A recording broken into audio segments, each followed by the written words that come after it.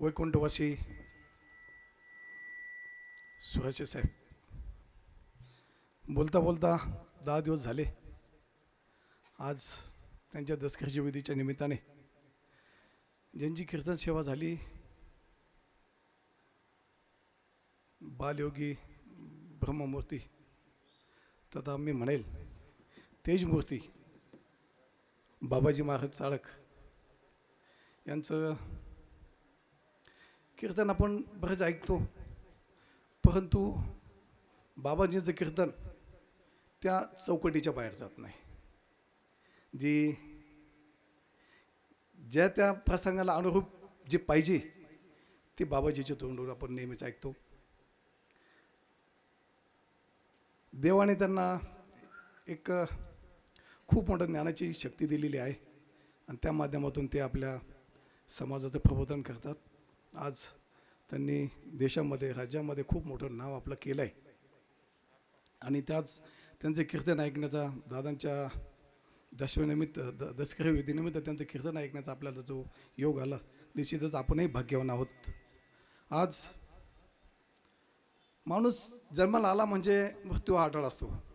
जेव्हा एखादा मूल जन्माला यायचं असेल तेव्हा 7, 8, 10, 9, 8, 9 महिने आपल्या सगळ्या कुटुंबाला कळतं की आता आपल्या कुटुंबामध्ये कुठंतरी आनंदाचा क्षण येतोय आणि त्या आनंदामध्ये सर्व कुटुंब असतं. परंतु जेव्हा माणूस आपल्यातून निघून जातो, देवाने ती शक्ती, आपलं ते ज्ञान त्यामधून आपलं कमी केलं आहे.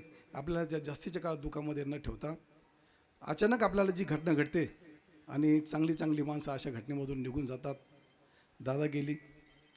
दादांनी अनेक वर्ष MSCBमध्ये काम केलं.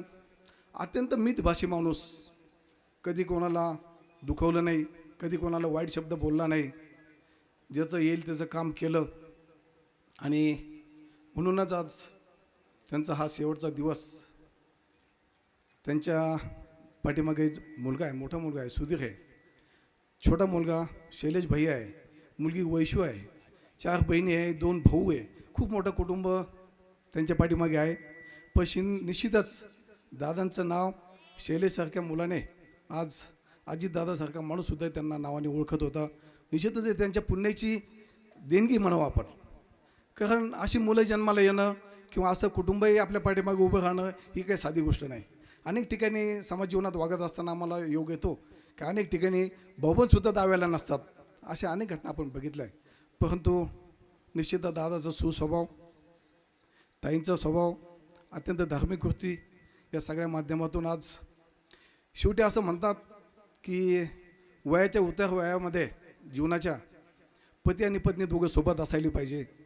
कारण मुलं असो मुली असो, शेवटी अर्थार्जनासाठी नेहमी बाहेर जावं लागतं, काम करावं लागतं. मग त्या सुखदुःखाच्या प्रसंगामध्ये पती आणि पत्नी दोघंच एक दुसऱ्याला धीर देतात. आणि आज ताईंचा हा धीर निघून गेला आहे. परंतु ईश्वर त्यांना या दुःखातून सावरण्याची शक्ती देव, 4ही बहिणींना पण या दुःखातून सावरण्याची शक्ती देव, दोन्ही भावांनाही देव आणि मुलांना या खूप मोठा, ज्याचे वडील जातात ना त्याला त्याचं दुःख कळतं. एखाद्याला हात नसेल तर त्या हाताचं काय महत्त्व आहे त्या माणसाला कळतं. एखाद्याला डोळा नसेल त्या डोळ्याचं काय महत्त्व आहे त्या माणसाला कळतं.